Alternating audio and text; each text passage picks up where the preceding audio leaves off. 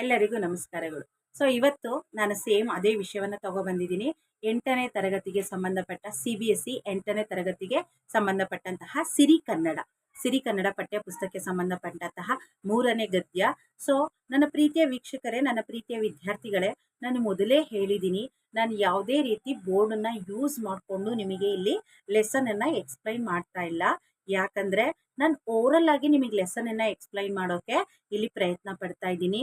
ನೀವು ಇದನ್ನ ಕಾನ್ಸಂಟ್ರೇಷನ್ ಅಂದ್ರೆ ಸ್ಥಿರವಾಗಿ ಒಂದು ಕಡೆ ಕುತ್ಕೊಂಡು ಈ ಮೊಬೈಲ್ ಅಲ್ಲಿ ನಾನು ಮಾಡುವಂತಹ ವಿಡಿಯೋವನ್ನ ನೀವು ಕೇಳಿಸ್ಕೊಂಡ್ರೆ ಖಂಡಿತ ನಿಮಗೆ ಲೆಸನ್ ಅರ್ಥ ಆಗುತ್ತೆ. ಹಾಗೂ ಮೌಖಿಕವಾಗಿ ಪ್ರಶ್ನೆ ಕೇಳಿದಾಗ ಮೌಖಿಕವಾಗಿ ಉತ್ತರ ಕೊಡೋದ್ರಲ್ಲೂ ನೀವು ಸಕ್ಷಮರಾಗ್ತೀರಾ. ಅಷ್ಟೇ ಅಲ್ಲ, ಅದಕ್ಕೆ ಸಂಬಂಧಪಟ್ಟಂಗೆ ಉತ್ತರಗಳನ್ನ ನೀವು ಓನ್ ಆಗಿ ಸ್ವಂತವಾಗಿ ಬರೆಯುವಂತಹ ಒಂದು ಕೌಶಲ್ಯತೆಯನ್ನ ಇದ್ರ ಮೂಲಕ ನೀವು ಬೆಳೆಸ್ಕೋಬಹುದು ಅಂತ ಹೇಳಕ್ಕೆ ನಾನು ಇಷ್ಟಪಡ್ತೀನಿ. ಇವತ್ತಿನ ನನ್ನ ಮುಖ್ಯ ಲೆಸನ್ ಏನಪ್ಪಾ ಅಂದ್ರೆ ನೀರು ಕೊಡದ ನಾಡಿನಲ್ಲಿ ಗದ್ಯದ ಸಂಖ್ಯೆ 3, ಗದ್ಯದ ಹೆಸರು ನೀರು ಕೊಡದ ನಾಡಿನಲ್ಲಿ.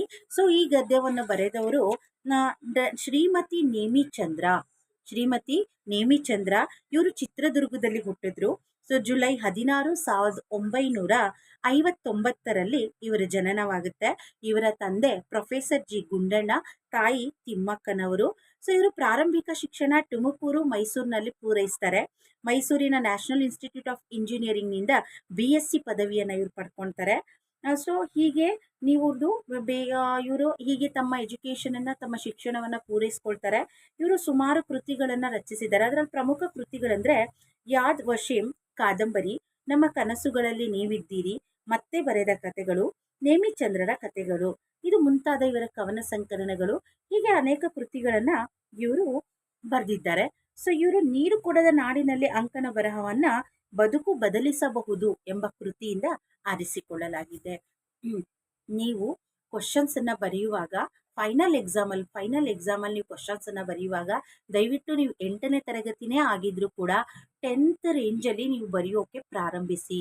10ನೇ ತರಗತಿ ರೇಂಜಲ್ಲಿ ನೀವು ಬರೆಯೋಕೆ ಪ್ರಾರಂಭಿಸಿ. 10th ಹೋದಾಗ ಅವಾಗ ಪಡೋ ಪರಿಶ್ರಮನ ನೀವು ಇವಾಗ್ಲಿಂದಾನೇ ಅಭ್ಯಾಸ ಮಾಡಿಕೊಂಡ್ರೆ 10th ಅಲ್ಲಿ ನಿಮಗೆ ತುಂಬಾ ಈಸಿ ಅನ್ಸುತ್ತೆ. ಇವಾಗ ನಾನು ಗದ್ಯವನ್ನ ಪ್ರಾರಂಭಿಸ್ತೇನೆ. ಭಾರತದಿಂದ ಹೊರಗೆ ಕಾಲಿಟ್ಟರೆ ಉಳಿದೆಲ್ಲವೂ ನೀರು ಕೊಡದ ನಾಡುಗಳು ಎಂಬುದು ನನ್ನ ಇಲ್ಲಿಯವರೆಗೆ ಅನುಭವ. 2 ವಾರ ಕಳೆದಿದೆ. ಊರೂರು ಅಲೆದಿದ್ದಾಯಿತು. ದಿನವೂ ಅಸಾಧ್ಯ ಬಾಯಾರಿಕೆ. ಕೋಲಾಗಳು, ಫ್ರೆಂಚ್ ವೈನ್, ಬಿಯರ್ ಬಾಟಲಿಯಲ್ಲಿನ ಹಣ್ಣಿನ ರಸ ಧಾರಾಳವಾಗಿ ದೊರೆಯುತ್ತದೆ. ಕುಡಿಯಲು ನೀರು ಸಿಗದು. ಭಾರತದಿಂದ ಹೊರಗೆ ಕಾಲಿಟ್ರೆ, ಭಾರತದಲ್ಲೇ ನಾವು ನೀರಿನ ಹಾಹಾಕಾರ ಅಂತ ಹೇಳ್ತೀವಿ. ಇನ್ನು ಭಾರತದಿಂದ ಹೊರಗಡೆ ನಾವು ಕಾಲಿಟ್ಟು ನೋಡಿದ್ರೆ ನಿಜವಾಗ್ಲೂ ನೀರಿನ ಕೊರತೆ ಏನು ಅಂತ ನಮಗೆ ಅವಾಗ ಗೊತ್ತಾಗುತ್ತೆ. ಇಲ್ಲಿ ಕೃತಿಕಾರರು ನಮ್ಮ ಕವಯಿತ್ರಿ, ನಮ್ಮ ಲೇಖಕಿ ಇದ್ದಾರೆ ನೇಮಿಚಂದ್ರ. ಅವರು ತಮ್ಮ ಅನುಭವದ ಮಾತುಗಳನ್ನು ನಮ್ಮೊಂದಿಗೆ ಇಲ್ಲಿ ಹಂಚ್ಕೊಂಡಿದ್ದಾರೆ. ನೀರು ಕೊಡದ ನಾಡುಗಳು ಅನ್ನೋ ಅವ್ರಿಗೊಂದು ಎಕ್ಸ್ಪೀರಿಯನ್ಸ್ ಆಗಿದೆ. ನೀರು ಕೊಡದ ನಾಡುಗಳು, ಭಾರತದಿಂದ ಹೊರಗಡೆ ಇರುವಂತಹ ದೇಶಗಳು ನೀರು ಅಲ್ಲಿ ಬೇಕಾದ್ರೆ ಕೋಕಾ-ಕೋಲಾ ಸಿಗುತ್ತೆ, ಬೇರೆ ಪಾನೀಯಗಳು ಸಿಗುತ್ತೆ, ಜ್ಯೂಸ್ಗಳು ಸಿಗುತ್ತೆ, ಆದ್ರೆ ನೀರು ಮಾತ್ರ ಸಿಗೋದಿಲ್ಲ. ಇಲ್ಲಿ ಯುರೋಪಿಯಲ್ಲಾಗಲಿ ಅಲ್ಲಿ ಅಮೆರಿಕದಲ್ಲಾಗಲಿ ನೀರು ಕೊಡುವ ಸಂಪ್ರದಾಯವಿಲ್ಲ. ಹಿಂದೆ ಇತ್ತೇನೋ, ಈಗಂತೂ ಇಲ್ಲ. ನೀರು ಸಲೀಸಾಗಿ ಎಲ್ಲೆಂದರಲ್ಲಿ ಪುಕ್ಕಟೆಯಾಗಿ ನಿಮಗೆ ಖಂಡಿತ ಸಿಗದು. ನಮ್ಮಲ್ಲಿಯಂತೆ ರೈಲು ನಿಲ್ದಾಣಗಳಲ್ಲಿ, ಬಸ್ಸು ನಿಲ್ದಾಣಗಳಲ್ಲಿ, ವಿಮಾನ ನಿಲ್ದಾಣಗಳಲ್ಲೂ ದುಡ್ಡಿಲ್ಲದೆ ಕುಡಿಯಬಲ್ಲ ನೀರನ್ನು ಇರಿಸುವುದಿಲ್ಲ. ಬಾಯಾರಿದಾಗ ಈಗಲೂ ಹೋಟೆಲ್ ಒಂದಕ್ಕೆ ಹೊಕ್ಕು ನೀರು ಮಾತ್ರ ಕುಡಿದು ಹೊರಬರಬಹುದಾದ ಸವಲತ್ತು ಇಲ್ಲಿಲ್ಲ. ಮನೆಯ ಹೊರಗೆ ಕಾಂಪೌಂಡ್ ಗೋಡೆಯ ಸಣ್ಣ ತೊಟ್ಟಿ ಕಟ್ಟಿ ದನಕರುಗಳು ಕುಡಿದು ಹೋಗಲಿ ಎಂದು ನೀರು ತುಂಬಿಡುತ್ತಿದ್ದ ಬಾಲ್ಯದ ದಿನಗಳು ನನಗಿನ್ನೂ ನೆನಪಿವೆ. ನಾನು ದಿಲ್ಲಿಗೆ ಬಂದು ವಿದೇಶಕ್ಕೆ ಹಾರಿದೆ. ದಿಲ್ಲಿಯಲ್ಲೋ ಧಗೆ ಬಿಸಿಲು. ಆದರೆ ಯಾರೋ ಪುಣ್ಯಾತ್ಮರು ಅಲ್ಲಿ ದೊಡ್ಡ ಮಣ್ಣಿನ ಮಡಕೆಗಳಲ್ಲಿ ನೀರು ತುಂಬಿಟ್ಟಿರುತ್ತಿದ್ದರು. ಅನೇಕ ಗುರುದ್ವಾರಗಳ ಬಳಿ ಸ್ವಯಂ ಸೇವಕರು ನೀರಿನ ದೊಡ್ಡ ಕೊಳಾಯಿ ಹಿಡಿದು ನಿಲ್ಲಿಸಿದ ಆಟೋ, ಬಸ್ಸು ಹಾಗೂ ದಾರಿ ಹೋಕರಿಗೆಲ್ಲ ನೀರು ತುಂಬಿ ಕುಡಿಸುವುದನ್ನು ನೋಡಿದ್ದೇನೆ. ಯುರೋಪ್ ದೇಶದಲ್ಲಾಗ್ಲಿ ಅಮೆರಿಕದಲ್ಲಾಗ್ಲಿ ನೀರು ಕೊಡೋ ಸಂಪ್ರದಾಯ ಇಲ್ಲ. ಸಂಪ್ರದಾಯ ಅಂದ್ರೆ ಕಲ್ಚರ್ ಯಾವ್ದು, ಅಲ್ಲಿ ಈ ತರ ಕಲ್ಚರು ಇಲ್ವೇ ಇಲ್ಲ. ಹಿಂದೆ ಇತ್ತೇನೋ, ಪಾಸ್ಟ್ ಅಲ್ಲಿ ಇತ್ತೇನೋ, ಬಟ್ ಅಟ್ ಪ್ರೆಸೆಂಟ್ ಆ ತರ ಕಲ್ಚರ್ ಯಾವುದು ಕೂಡ ಇಲ್ಲ. ನೀರು ಎಲ್ಲೆಂದರಲ್ಲಿ ಈಸಿಯಾಗಿ ಪುಕ್ಕಟೆ ಮೀನ್ಸ್ ಫ್ರೀ ಪುಕ್ಕಟೆ ಅಂದರೆ ಅಂಡರ್ಲೈನ್ ಮಾಡ್ಕೊಳ್ಳಿ, ಫ್ರೀಯಾಗಿ. ಪುಕ್ಕಟೆ ಮೀನ್ಸ್ ಫ್ರೀಯಾಗಿ ನಿಮಗೆ ನೀರು ಖಂಡಿತ ನೆವರ್ ನಿಮಗೆ ಖಂಡಿತ ಸಿಗೋದಿಲ್ಲ. ನಮ್ಮಲ್ಲಿ ಅಂತೆ ರೈಲು ನಿಲ್ದಾಣಗಳಲ್ಲಿ, ಬಸ್ಸು ನಿಲ್ದಾಣಗಳಲ್ಲಿ, ನಮ್ಮಲ್ಲಿ ಇಲ್ಲಿ ರೈಲು ನಿಲ್ದಾಣ ಆಗಲಿ, ಬಸ್ಸು ನಿಲ್ದಾಣಗಳಲ್ಲಾಗಲಿ, ವಿಮಾನ ನಿಲ್ದಾಣ, ದುಡ್ಡಿಲ್ಲದೆ ಕುಡಿಯಬಲ್ಲ ನೀರಂತೂ ಸಿಗೋದೇ ಇಲ್ಲ. ನಮಗೆ ನೀರು ಬೇಕಂದ್ರೆ ಖಂಡಿತ ನಾವು ದುಡ್ಡು ಕೊಟ್ಟೆ ಅಲ್ಲಿ ನಾವು ಖರೀದಿಸ್ಕೊಂಡು ನೀರನ್ನ ಕುಡಿಬೇಕು. ಆದರೆ ನಮ್ಮ ದೇಶದಲ್ಲಿ ಹಾಗಲ್ಲ. ನಮ್ಮ ಭಾರತ ದೇಶ ಸುಂದರವಾದ ದೇಶ, ವೈವಿಧ್ಯತೆಯಲ್ಲಿ ಏಕತೆಯನ್ನು ಕಂಡಂತಹ ದೇಶ, ಕಾಣುತ್ತಿರುವ ದೇಶ. ಸೊ ಹಾಗಾಗಿ ಗುರುದ್ವಾರಗಳಲ್ಲಿ ಅಂದರೆ ದೇವಸ್ಥಾನಗಳಲ್ಲಿ ಮಡಿಕೆಗಳಲ್ಲಿ ಇಟ್ಕೊಂಡು ಕೊಟ್ಟಿರ್ತಾರೆ ನೀರು. ದಾರಿ ಹೋಗೋರಿಗೆ, ಆಟೋದಲ್ಲಿ ಬರೋರಿಗೆ, ಪ್ರಯಾಣ ಮಾಡೋರಿಗೆ, ಎಲ್ಲಿ ಬೇಕಲ್ಲಿ ನೀರಿನ ಸಂಪ್ರದಾಯ. ನೀರಿನ ಮನೆ ಮುಂದೆ, ಹಳ್ಳಿಗಳಲ್ಲಿ ಮನೆ ಮುಂದೆ ಒಂದು ಸಣ್ಣ ತೊಟ್ಟಿ ಅಂತ ಇರುತ್ತೆ, ಬರೋ ದನ ಕರಗಳು ಕುಡ್ಕೊಂಡು ಹೋಗ್ಲಿ ಅಂತೇಳಿ ಅಂತ. ಸೊ ಈ ಥರ ಇರುವಂತಹ ನಮ್ಮ ದೇಶ ಇರೋದ್ರಿಂದ. ಆದರೆ ಇಲ್ಲಿ ರೋಹ್ತಕ್ ರಸ್ತೆಯ ಅತ್ತೆ ಮನೆಯೊಳಗೆ ಕಾಲಿಡುತ್ತಿದ್ದಂತೆ ಬೇಟಾ ತಾಯಾಜಿ ಆಯೆ ಹೇ, ಥಂಡಾ ಪಾನಿ ಪಿಲಾವ್, ನನ್ನ ಮೈದುನನ ಮಗನಿಗೆ ಅತ್ತೆ ಕೂಗಿ ಹೇಳಿದಳು. ಸೊ ಇಲ್ಲಿ ಲೇಖಕರು ದಿಲ್ಲಿಯಲ್ಲಿ ಹೋಗ್ತಾರೆ. ದಿಲ್ಲಿಯಲ್ಲಿ ಅಲ್ಲಿರೋ ಬಿಸಿಲು ಹೇಳಬೇಕಾ? ಸೊ ಹೆವಿ ಬಿಸಿಲಿರುತ್ತೆ, ಅಲ್ಲಿ ಧಗೆ ಉರಿತಾ ಇರುತ್ತೆ. ಅಲ್ಲಿ ಒಬ್ರು ಯಾರೋ ನೆಂಟರು ಬಂದಾಗ ಅಲ್ಲಿ ಏನು ಹೇಳ್ತಾರೆ ನೋಡಿ, ಇಲ್ಲಿ ಹಿಂದಿ ಸೆಂಟೆನ್ಸ್ಗಳನ್ನು ಬಳಕೆ ಮಾಡಲಾಗಿದೆ. ಬೇಟಾ ಥಂಡಾ ಪಿಲಾವ್, ನನ್ನ ಬೇಟಾ ತಾಯಾಜಿ ಆಯೆ ಹೇ. ತಾಯಾಜಿ ಅಂದರೆ ದೊಡ್ಡಪ್ಪ ಬಂದಿದ್ದಾರೆ. ಥಂಡಾ ಪಿಲಾವ್, ಏನಾದರೂ ತಂಪುಗೆ ಇರೋದು, ಪಾನೀಯಗಳನ್ನ, ತಣ್ಣಗಿರೋ ಪಾನೀಯಗಳನ್ನ ಕುಡಿಸು ಅಂತ ಹೇಳಿ ಅಂತ ಹೇಳ್ತಾರೆ.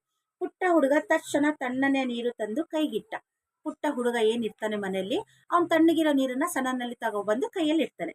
ದಿಲ್ಲಿಯ ಧೂಳು ಹಾದಿಗಳೆಲ್ಲ ಮರೆತವು. ಮನೆ ಬಂದವರಿಗಂತೂ ಮೊದಲು ನೀರು ಕೊಡುವ ಸಂಪ್ರದಾಯ. ಡಾಬಾ ಆಗಲಿ, ದರ್ಶಿನಿ ಆಗಲಿ, ಪಂಚತಾರ ಹೋಟೆಲೇ ಆಗಲಿ, ಮೊದಲು ನೀರು ಮೇಜಿನ ಮೇಲೆ ಕುಳಿತುಕೊಳ್ಳುತ್ತದೆ. ಪುಕ್ಕಟೆಯಾಗಿ ಕುಡಿಯುವ ನೀರು. ಆದರೆ ನಾನೀಗ ನೀರು ಕೊಡದ ನಾಡುಗಳಲ್ಲಿ ಅಲಿಯುತ್ತಿದ್ದೇನೆ. ದಿಲ್ಲಿಯ ಧೂಳು ಹಾದಿಗಳೆಲ್ಲ ಮರೆತವು.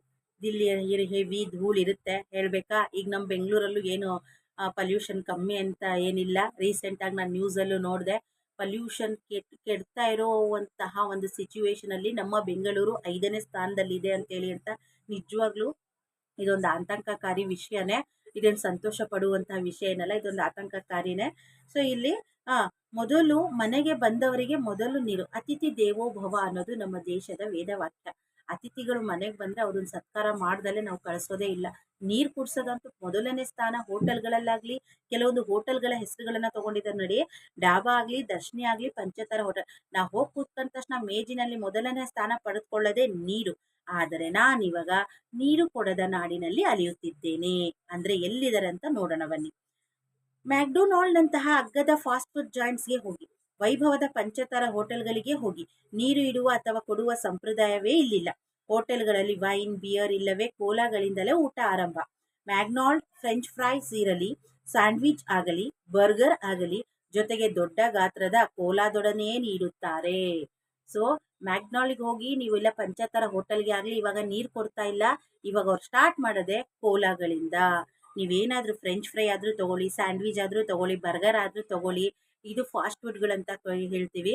ಇದು ಬಾಯಿಗೆ ಎಷ್ಟು ರುಚಿಕರನೋ ದೇಹಕ್ಕೆ ಅಷ್ಟೇ ಅನಾರೋಗ್ಯಕರ ಅನ್ನೋದ್ರಲ್ಲಿ ಎರಡು ಮಾತಿಲ್ಲ. ಇದು ಕಹಿ ಸತ್ಯ. ಮಧ್ಯಾಹ್ನದ ಊಟದ ಸಮಯ ನಾನು ನೀರು ಎಂದು ಬಡಬಡಿಸುವಾಗ ಸಣ್ಣ ಬಾಟಲಿಯಲ್ಲಿ ನೀರು ಬರುತ್ತಿತ್ತು. ಕುಡಿದು ನೋಡಿದರೆ ಅದು ಬರೀ ಸೋಡಾ ಅಲ್ಲ, ವಾಟರ್ ಎನ್ನುತ್ತಿದೆ. ಇದು ನೀರೇ, ಸ್ಪಾರ್ಕ್ಲಿಂಗ್ ವಾಟರ್ ಎನ್ನುತ್ತಿದ್ದರು. ಅಪ್ಪ ಮಹನೀಯರೇ, ನನಗೆ ಹೊಳೆಯುವ ನೀರು ಬೇಡ, ಸಾದಾ ನೀರು ಕೊಡಿ ಎಂದೇ ಪುಟ್ಟ ಬಾಟಲು ತರಿಸಿದರು. ನೋಡಿ, ಮಧ್ಯಾಹ್ನದ ಊಟ ಸಮಯ ನಾನು ನೀರು ಅಂತ ನಾನು ಬಾಯಿ ಬಡಿಸುವಾಗ ನನಗೆ ಒಂದು ಬಾಟ್ಲಿಯಲ್ಲಿ ನೀರು ಬರ್ತಿದೆ. ಅದನ್ನ ನೋಡಿದ್ರೆ ಬರೀ ಸೋಡಾ ಅಲ್ಲ, ವಾಟರ್ ಎನ್ನುತ್ತಿದ್ದೆ. ಇದು ನೀರೇ.